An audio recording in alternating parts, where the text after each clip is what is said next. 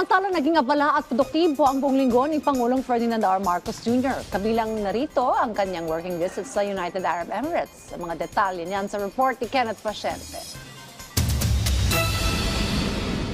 Nagsimula ang linggo ni Pangulong Ferdinand R. Marcos Jr. sa maikling ngunit produktibong working visit sa United Arab Emirates. Nalagdaan ang Comprehensive Economic Partnership Agreement o CEPA na sinaksihan mismo ng Pangulo at UAE President Sheikh Mohammed bin Zayed Al Nahyan.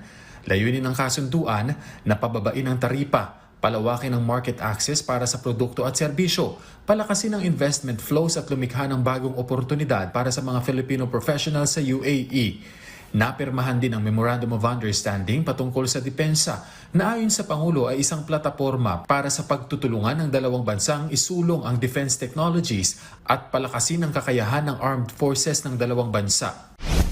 Muli ring umarangkada ang pagiging salesman ng Pangulo matapos niyang makipagpulong sa mga opisyal ng Damac Digital, isang digital infrastructure at data center sa UAE. Dito natalakay ang planong pamumuhunan sa Pilipinas kabilang ang pagtatayo ng isang data center sa Laguna at ang mga oportunidad para sa pakikipagtulungan sa sektor ng digital infrastructure ng Pilipinas. Dumalo rin ang presidente sa Abu Dhabi Sustainability Week kung saan kanyang binigyang diin ang kahalagahan ng pagpapalakas ng global cooperation para isulong ang sustainable development at sa pagpapalakas ng climate action. Pagbalik sa Pilipinas nitong Huwebes, nagtungo ang punong ehekutibo sa Cebu upang pangunahan ang seremonya ng pagpapangalan at paghahatid ng hull number SC443 ng Tsuneshi Group Corporation, isang 81,200 metric ton Kamsar Max Bulk Carrier.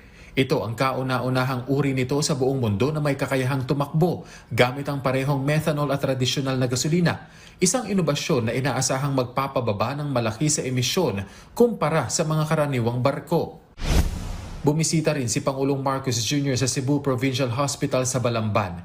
Pinangunahan niya ang turnover na tulong medikal ng Philippine Charity Sweepstakes Office para sa mga piling ospital sa lalawigan ng Cebu na kinabibilangan ng mga ultrasound at x-ray machine upang higit pang malakas ang serbisyong medikal. Nagpahatid din ng taimtim na panalangin at pakikiramay ang Pangulo sa pamilya at biktima ng pagguho ng landfill sa Cebu. Pinangunahan din ng Presidente at First Lady Liza Araneta Marcos ang pagbubukas ng Likhang Filipino Exhibition Halls, isang espasyo kung saan tampok ang world-class na mga produktong gawang Pinoy. Dito muling pinagtibay ng Pangulo ang patuloy na suporta ng pamahalaan sa mga Pilipinong alagad ng sining. Kenneth Pasyente para sa Pambansang TV sa Bagong Pilipinas.